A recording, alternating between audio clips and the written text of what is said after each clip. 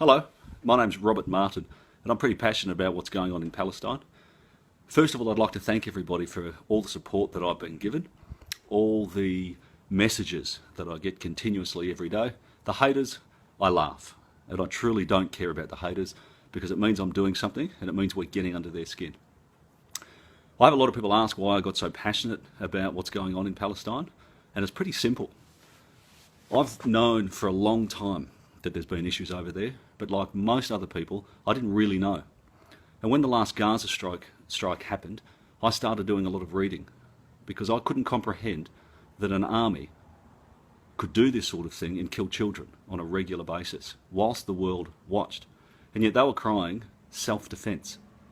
So as I read, I started to see that Hamas has nothing to do with it. It's Israel, and what they're trying to do is to steal land.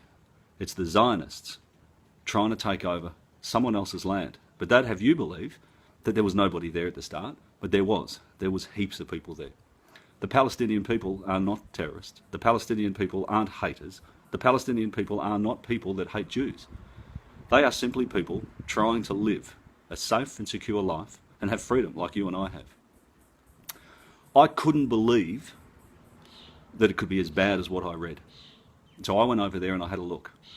And I was absolutely flabbergasted at the treatment, at the abuse, at the inhumane treatment of human beings caused by a nation crying self-defense. I was exposed to horrific things over there. I was exposed to the IDF. They call themselves the IDF, which I find repulsive and embarrassing that they can call themselves the Israeli Defence Force, because they're not. Not once do they defend. Not once do they go in and defend anything.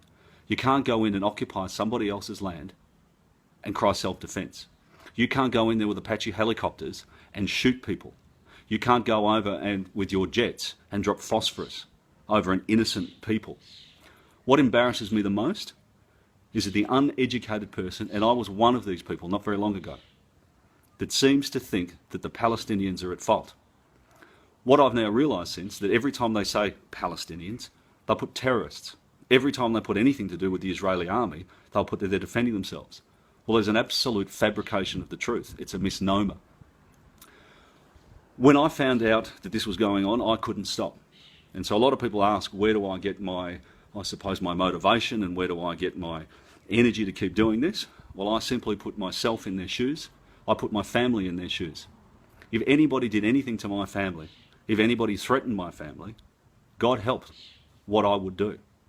The Palestinian people have been exposed to this since 1948. The world mainstream media are to blame. They should be ashamed of themselves, and the people that believe what's going on should also be ashamed of themselves. I feel sick every morning when I get up and read the news of what's happened, because I've seen firsthand how they treat these people. I experience the most loving environment, the most welcoming people over there. All they want is freedom. I'm sick to death of hearing about Hamas. The Palestinians are doing this, the Palestinians are doing that. It's wrong. The Palestinians want freedom. I won't stop until they stop. I will not stop typing, writing, sending letters and being in their faces until they stop. And I'd like to thank everybody that has been a part of my journey this year, but it's got nothing to do with me. Anyone says, well done, Rob, it's great, don't thank me for it, because it's a human being's responsibility to help those that need help. Anyone that's in a position that can make a difference should. Anyone that can make a difference has the responsibility to help those others. I ask everybody to think back to your worst experience ever, whether it was losing a family member, whether you lost your husband, your wife, your son, your daughter, whether you lost a home, whether you lost the rights to go somewhere, whether you've lost your driver's license. Well, welcome to the Palestinian world.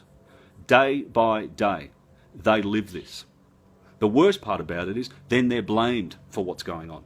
It is not their fault. Please do some proper research before you start regurgitating the propaganda that the Israelis have been dishing out for so long. The Zionists are a sick cult. They are the sickest cult that you and I have ever seen. But yet they get on mainstream media and say, we're protecting ourselves. They are not.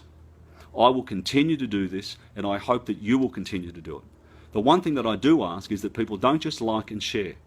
Copy and paste a lot of what I write and write it on the newspapers. The reason that I do this is to make it easier for other people. Please help me help the Palestinian people. One state, two-state solution, I don't really get involved with.